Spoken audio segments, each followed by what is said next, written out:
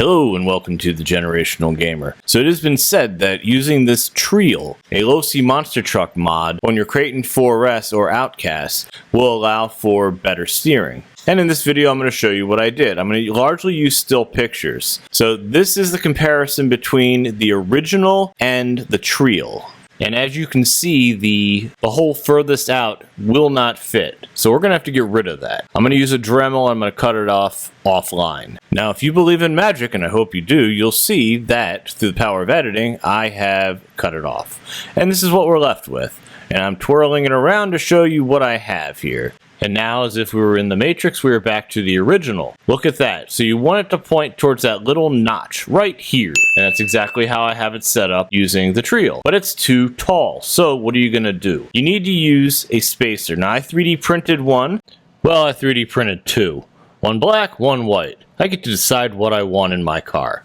As you can see, even with the servo raised, you still have a very limited amount of space. And that's the reason why we have to do this. But once you elevate it, you're going to need longer screws.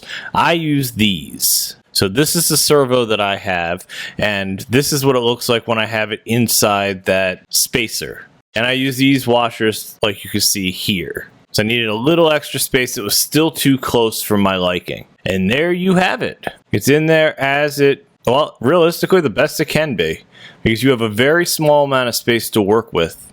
All right, this is what else the Treal comes with. As you can see, 3 screws and a washer and a nut.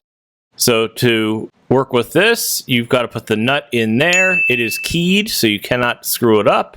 You also want to put the clamping screw in there, as I'm doing right here. You're looking at it from the bottom side. And then here's my steering. Now, I am not a huge fan of this one. I know that's probably blasphemy. Now, don't get me wrong, it's better than... It's leaps and bounds better than the original. But still, I've got another solution that I've worked on. It's just, this one is not really for me.